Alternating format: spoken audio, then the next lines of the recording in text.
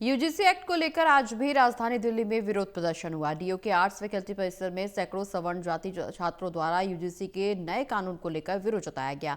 मौके पर प्रदर्शनकारियों से खास बातचीत की है टोटल टीवी ने। रिपोर्ट देखिए।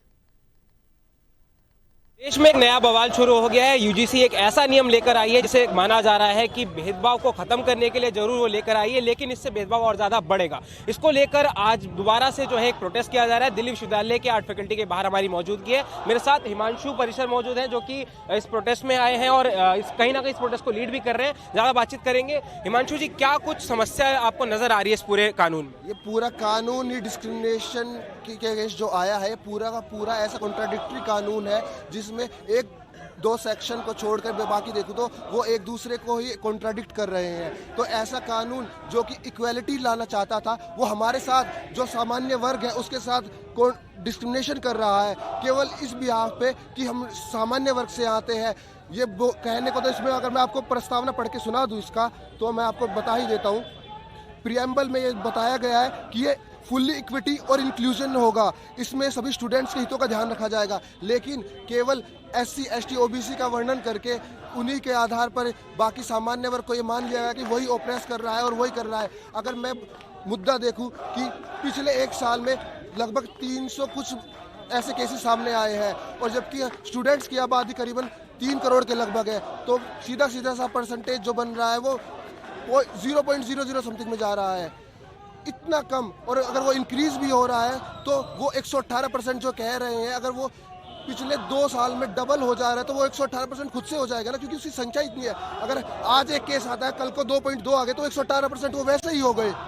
तो इतना बड़ा परसेंटेज अमाउंट बना करके इसको कानून को लाया गया। ये कहाँ का न्याय है सामान्य वर्ग के साथ कि उनको मान लिया गया कि वही ओप्रेस कर रहे हैं।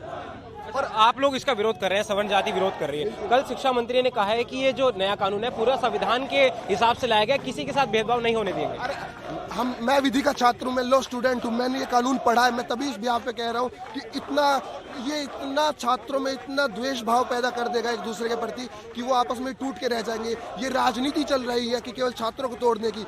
मंडल कमीशन के बाद कोई भी एक भी ऐसा छात्र आंदोलन नहीं हुआ है जिसने सरकार को हिला दिया हो, लेकिन इस कानून की वजह से शायद वो होने जा रहा है, क्योंकि सरकार ने ऐसे काम कर दिया, इस कानून में ऐसा कुछ लिख दिया है कि छात्र बहुत नाराज है। केवल सामान्य वर्ग का नहीं, OBC, SC, ST सब इससे नाराज है, क्योंकि वो भी ये जान पा रहे हैं कि ये डिस्क्रिमिनेटरी कानून है। जनरल वर्ग के लिए बहुत डिस्क्रिमिनेशन किया जा रहा है। इसमें सीधी सी हमारी मांग है कि इसको रोल बैक किया जाए।